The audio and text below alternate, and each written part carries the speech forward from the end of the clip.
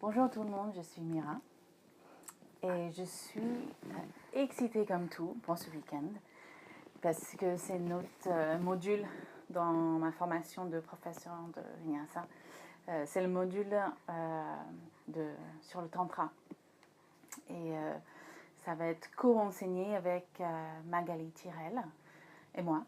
Et c'est un week-end, un des modules que j'adore. Et ça me donne une opportunité de réfléchir sur ce que c'est le tantra et l'alchimie, parce qu'ils sont liés. Hein.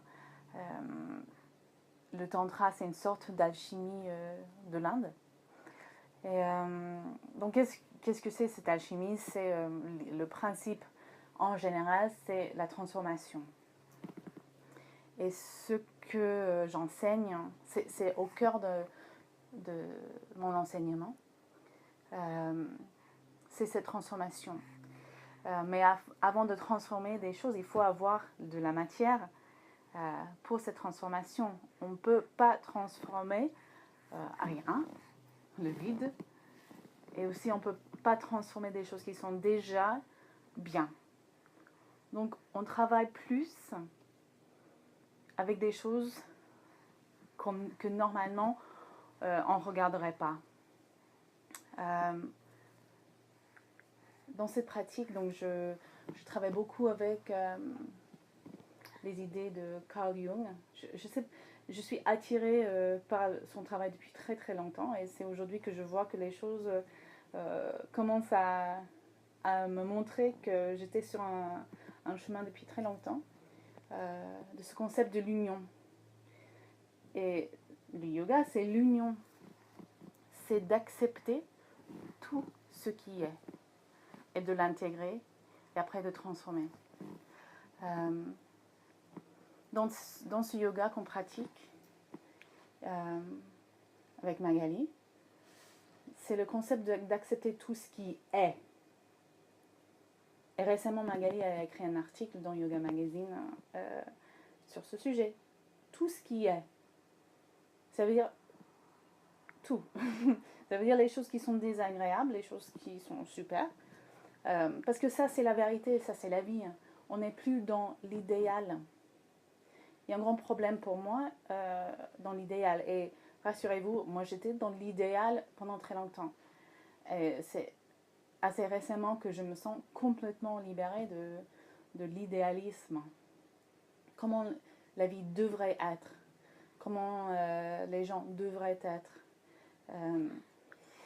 Quand on tourne vers l'idéalisme, l'amour, la lumière, la légèreté, la paix, et on ne regarde pas le reste, on n'est pas dans l'union de la vie. Et dans le travail de Carl Jung, par exemple, l'intégration, il appelle ça l'individuation, c'est quand on devient entier, un être entier, c'est quand on intègre tout, au lieu de s'opposer aux choses. Donc quand on est dans l'idéalisme, on s'oppose aux choses qui ne sont pas dans notre idéal. Et là, il apparaît les méchants, les gentils. Mais dans l'union, dans l'intégration, ça n'existe pas. On n'a pas le bien et le mal. Ça n'existe pas. Les choses sont. Et point. Et c'est notre interprétation, c'est comment on réagit à ces événements ou ces aspects de la vie, où on met les étiquettes, c'est bien ou c'est pas bien, comme la violence, comme la souffrance. Ce sont des aspects désagréables. Et là, on dit non à la souffrance, non à la violence, non à la pollution, disons, au lieu de dire oui. Ça ne veut pas dire qu'on accepte et c'est comme ça. Ça veut dire oui, ces choses sont là. Oui, je les accepte. Oui, je les intègre. Et maintenant, je les transforme. Quand on est dans l'idéal et on trouve cette opposition, il y a une bataille, forcément. Il y a le bien contre le mal. Et toute notre énergie, c'est dans la bataille. Et les choses ne changent pas. Il y a aussi dans cette pratique alchimique de tout intégrer, où on trouve vraiment la satisfaction de la vie. Quand on est dans l'idéal, on dit ça, je ne suis pas ça, je ne suis pas ça, je ne suis pas ça, et je suis ça, ça, ça.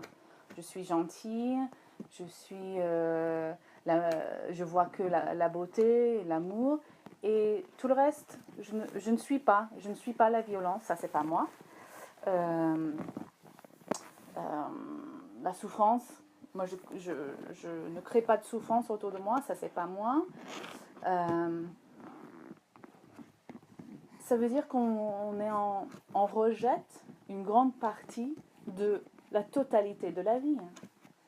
Et quand on rejette une grande partie de la totalité de la vie, on a un trou dans notre être.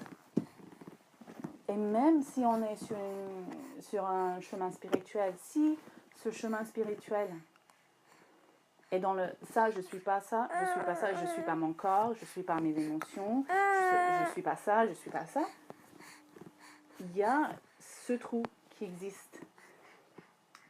Et il y a la grande déception, parce que les choses ne sont pas comment on voudrait qu'ils soient. Il y a la déception, il y a l'insatisfaction, il y a l'irritation.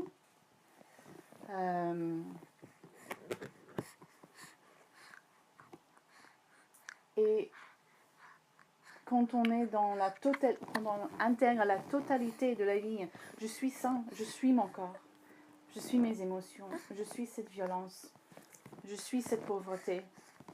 Ça fait partie de moi, on intègre tout, on est dans l'union de tout. Et là, on est dans l'intégration totale. Et il n'y a que l'amour qui reste après. Mais le vrai amour, de dire j'aime tout. Tout ce qui est j'aime. Oui, ça je suis ça et j'aime. Et maintenant, qu'est-ce que je vais faire?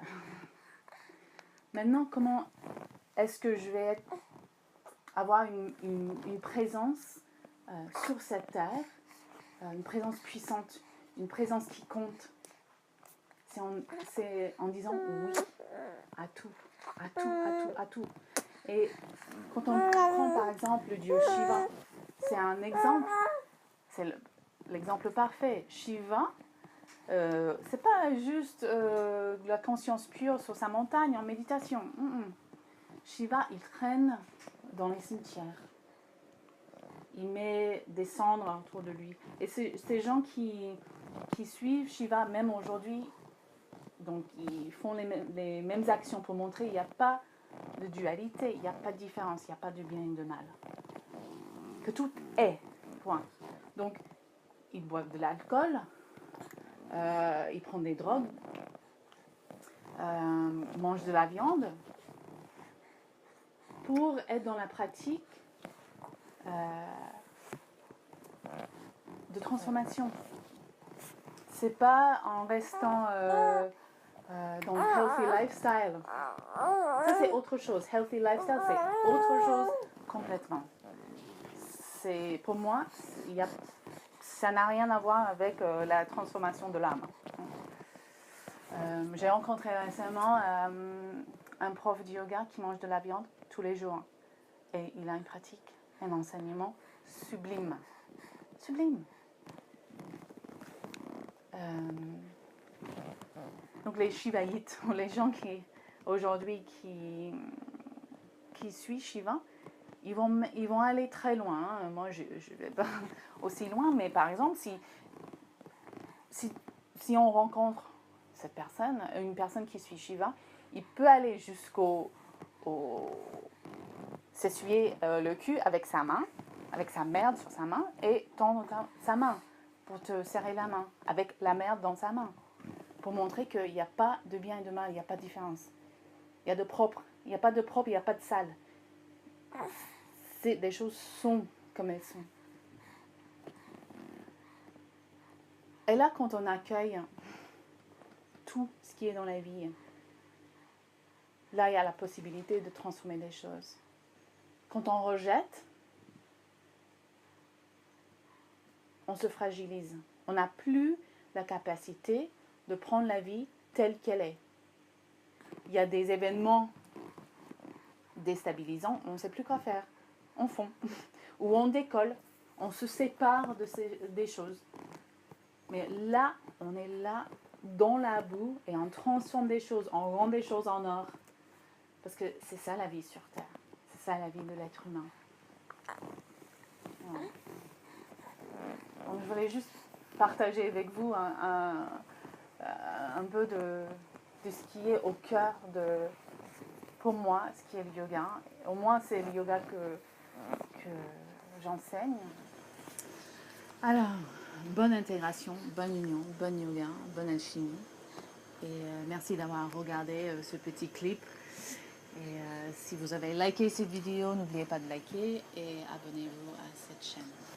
Namaste.